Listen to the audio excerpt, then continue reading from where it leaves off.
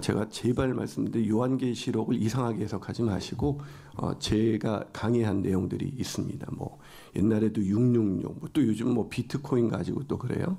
여러 가지 헷갈려 하시는 분들이 많이 있는데 그렇게 요한계시록을 해석하는 것이 아닙니다.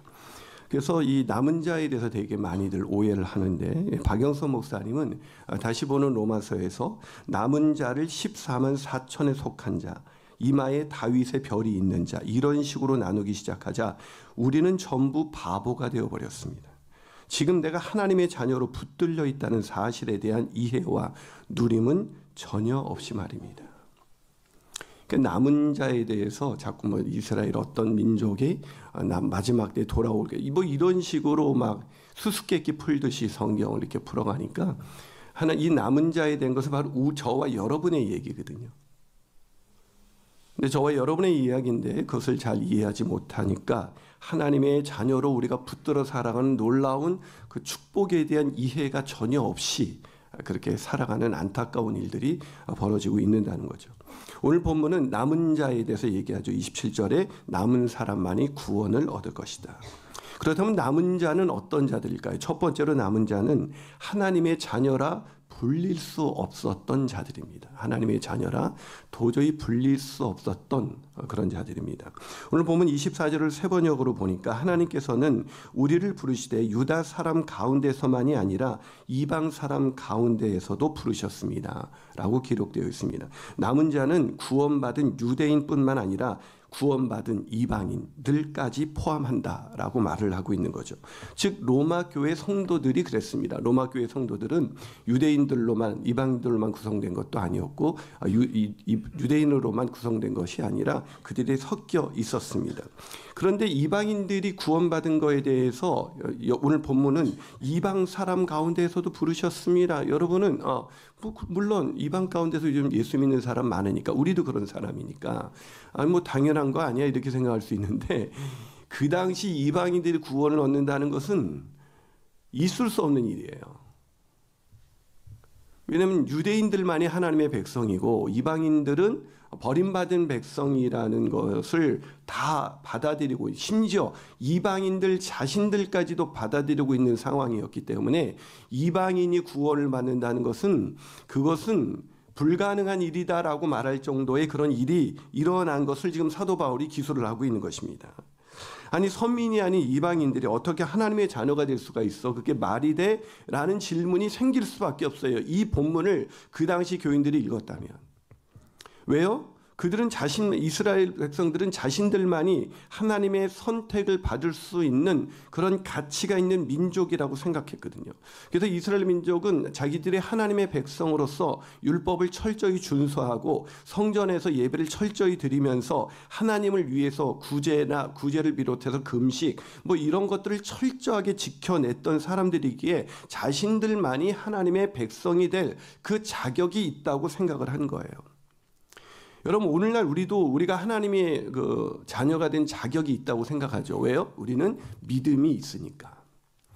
여러분 물론 믿음으로 우리가 하나님의 자녀가 되는데 이거는 믿음이 우리의 자랑이 될 수 없다는 얘기를 제가 하는 거예요.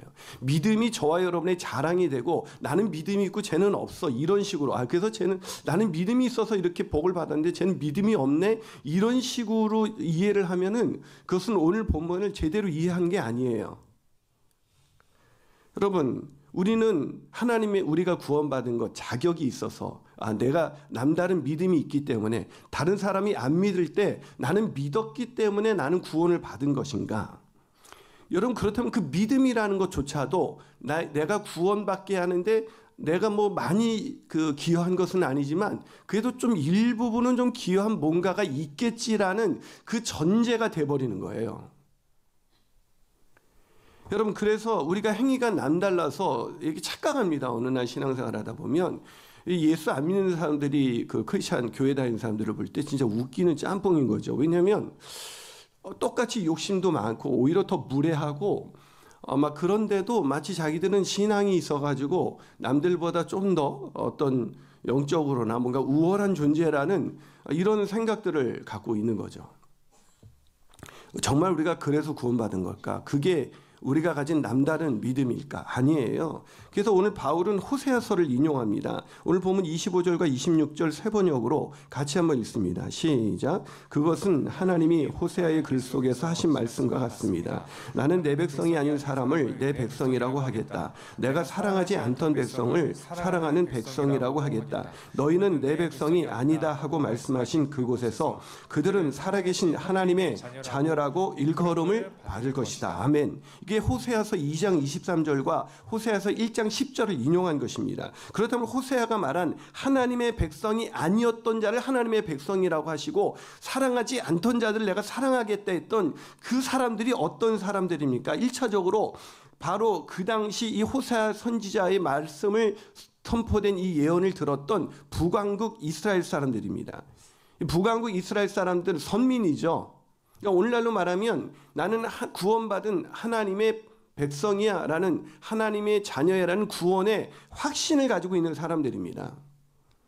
근데 하나님, 이 구원의 확신을 가지고 있는 사람들에게 하나님께서 너희들이 남달라서 이스라엘 백성이 된 게 아니라 너희들은 하나님의 백성이 아닌 하나님의 백성이라고 불릴 수 없는 사람들이야. 내가 도저히 너희들을 사랑하기에는 정말 도저히 사랑할 수 없는 그런 사람들이야.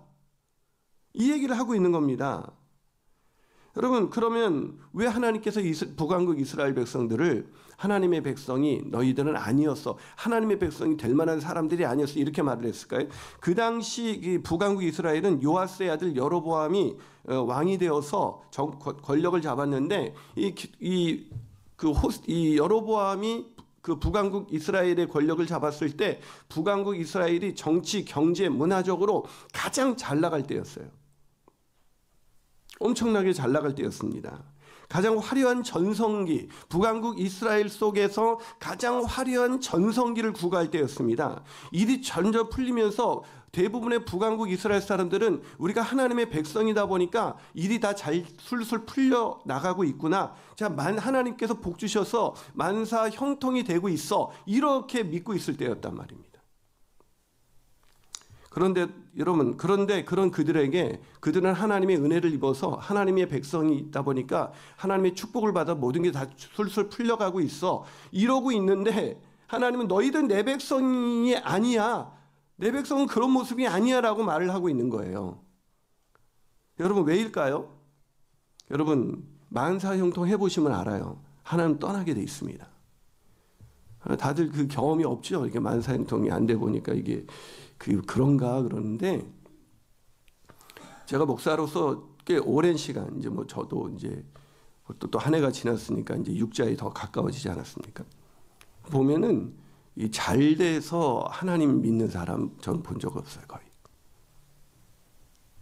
그러니까 일이 술술 풀려가면은 하나님 감사합니다 해서 하나님 더 섬길 것 같은데 더 교만해지고 더 이렇게 세상에 이렇게 빠지면서 자기보다 하나님보다 우상을 더 사랑하는 경우가 정말 많았습니다. 제가 그냥 부드럽게 표현한 거 정말 많았다. 거의 다예요.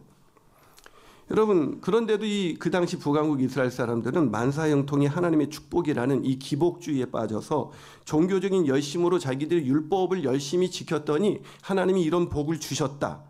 이게 오늘날도 이렇게 믿는 사람들이 많잖아요. 그러면은 지금 고난을 당하는 사람들은 하나님의 말씀을 안 지켜서 고난당하는 거예요?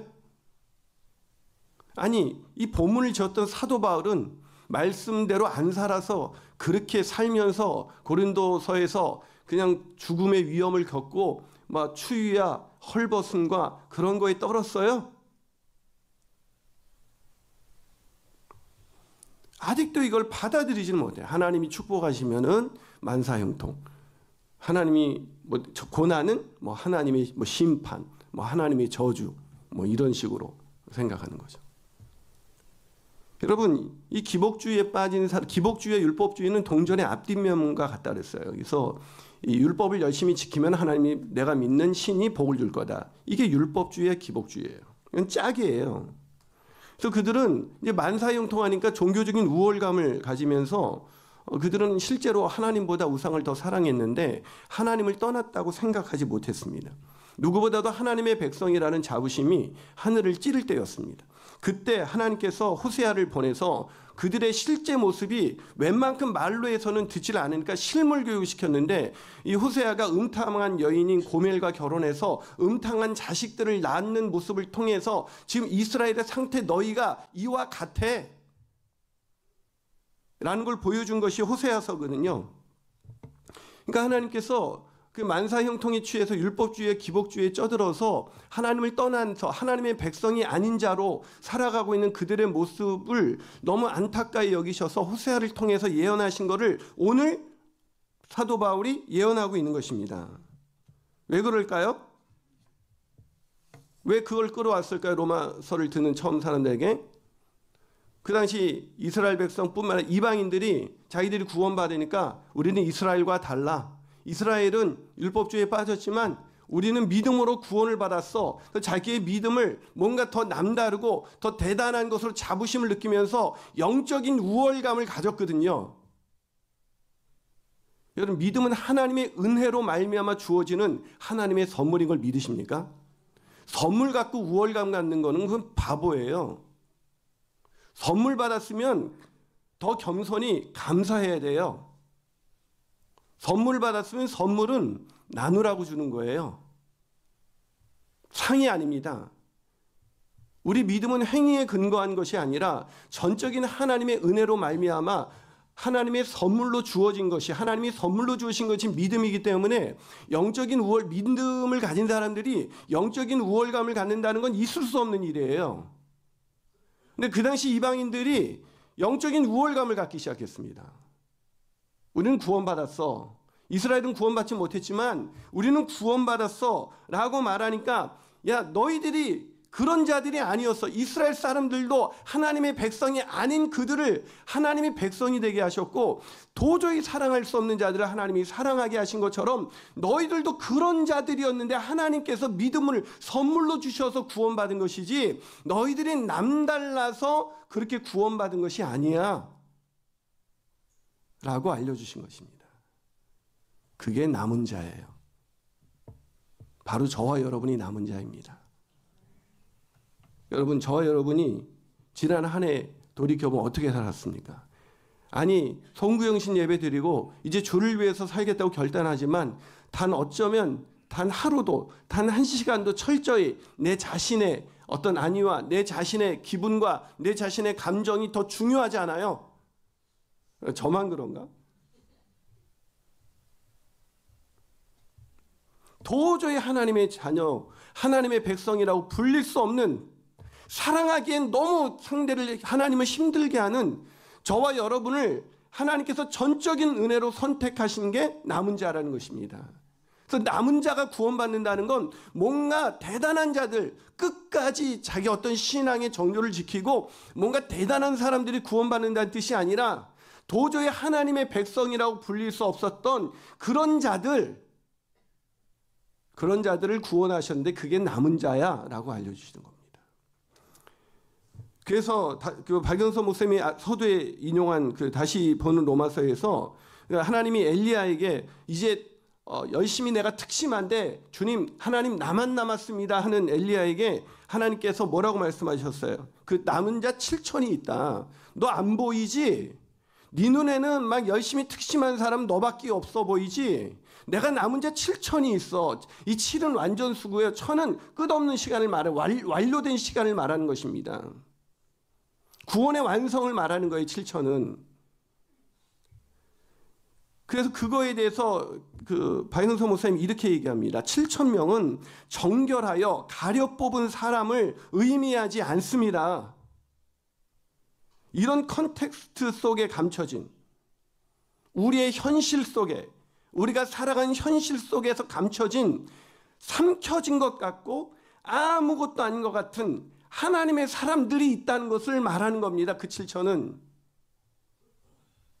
뭔가 세상에서 고지론이라고 그러죠. 만사형통하고 잘 나가고 높이 뭔가 하나님의 명예를 이룰 수 있는 어떤 세상에서 성공한 사람들, 믿음이 좋아서 성공한 사람들을 가리키는 것이 아니라 버려진 것 같은 사람들, 삼켜진 것 같은 사람들, 사람들한테 밟혀서 잘 보이지도 않는 사람들, 그 사람들이 사실은 내가 남겨둔 사람들이야.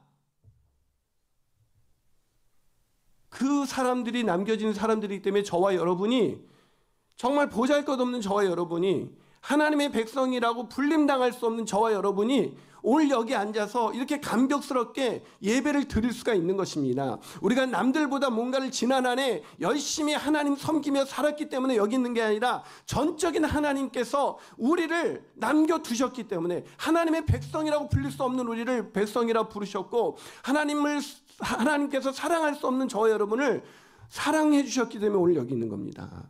그게 남은 자인 것입니다. 두 번째로 남은 자는 어떤 자들일까요? 하나님의 진노를 받아 영원한 멸망을 당해야 했던 자들입니다.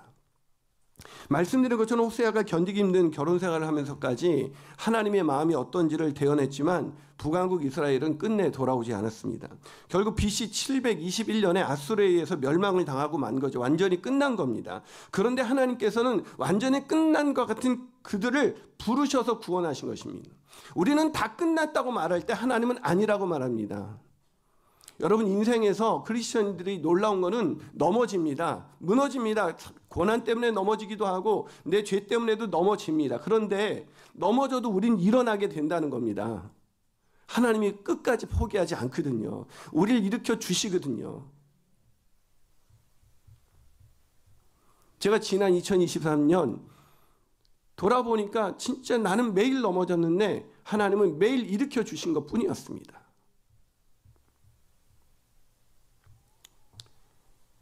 그게 바로 남은 자예요. 남은 자는 뭔가 남다른 사람들이 아니란 말입니다. 유대인이나 특히 이방인이 구원받은 것도 실패한 유대인보다 너희들이 남달라서가 아니라고 얘기하고 있는 것입니다.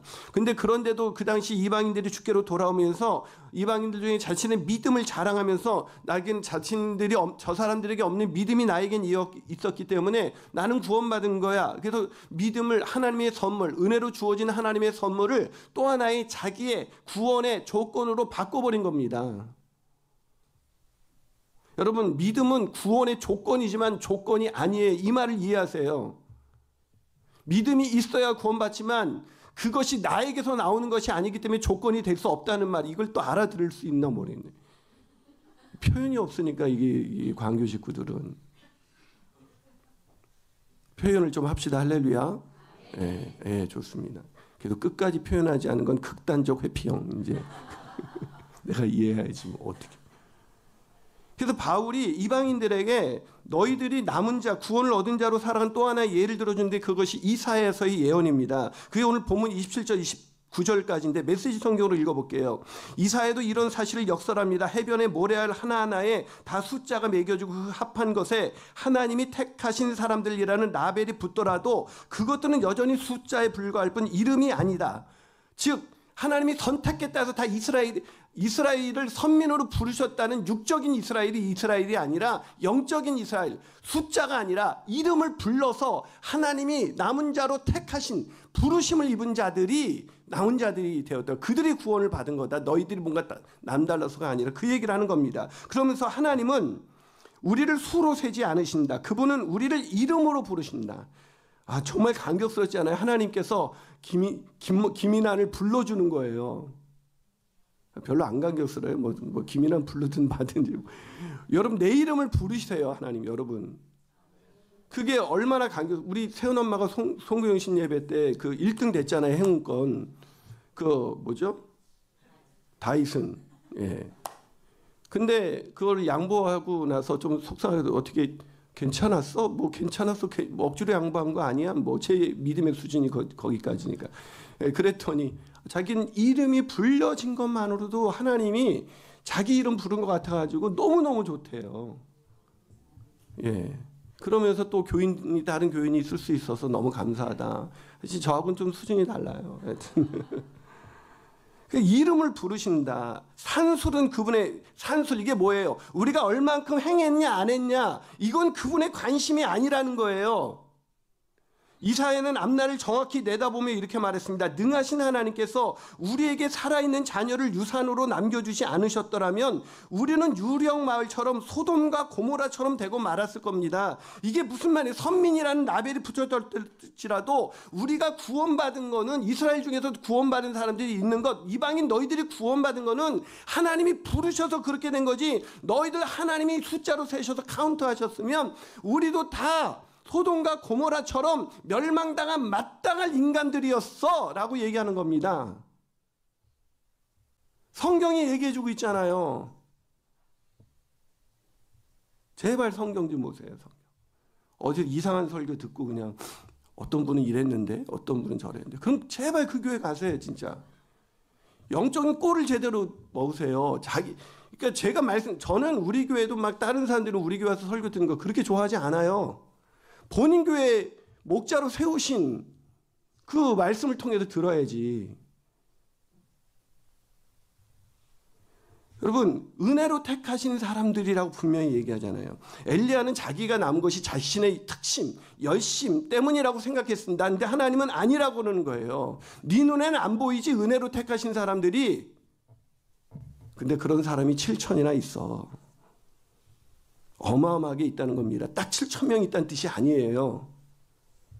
사랑하는 여러분, 저 여러분이 어떻게 오늘 이 신년에 여기 와서 이렇게 예배를 드리고 있습니까? 진짜 지난 그 한 시간들 보면 우리가 어떻게 여기 남아있을 수 있습니까? 제가 오늘도 그 신년 처음에 이렇게 예배를 드리러 딱 오는데 진짜 복받치는 감격이 있는 거예요. 아, 오늘도 예배할 수 있구나. 내가 하나님께 감히 나갈 수 있는 자가 아닌데 하나님께 나와서 내가 오늘도 예배할 수 있구나. 나 같은 자를 보기도 싫으실 텐데 하나님의 백성이 아니었던 나, 목사이면서도 성도답게도 살지 못하는 나, 그런 나를 성도 삼아주시고 목사 삼아주셔서 오늘도 여기서 설교, 하나님의 그 귀중한 말씀을 선포케 하시고 성도들과 은혜를 나누게 하시는 이 날이 얼마나 감사한지. 그게 예배예요. 그런 예배로, 그런 남은 자로 2024년 당당하게 살아가십시오. 하나님의 은혜를 입은 자이기에 그 은혜를 흘려보내는 자로 사십시오. 빡빡하게 구는 인생이 되지 마십시오. 우리는 한없는 은혜를 입은 자입니다. 아직 그 은혜를 모르는 자를 멸시할 게 아니라 저분이 은혜를 받으면 나보다 더 귀하게 쓰임받을 사람일 텐데, 그러면서 그분에게 내가 받은 은혜를 흘려주나 보면 그분도 은혜 가운데 들어오게 되는 놀라운 일들이 일어나게 될 줄로 믿습니다. 우리 찬양하면서 나가시겠습니다. 우리 찬양할 때 나를 지으신 이가 하나님, 나를 부르신, 아까 숫자가 아니라 나를 부르신다 그러시잖아요. 나를 지으신 이가 하나님, 나를 부르신 이가 하나님, 나를 보내신 이도 하나님, 나의 나 된 것은 하나님의 은혜라 찬양합니다.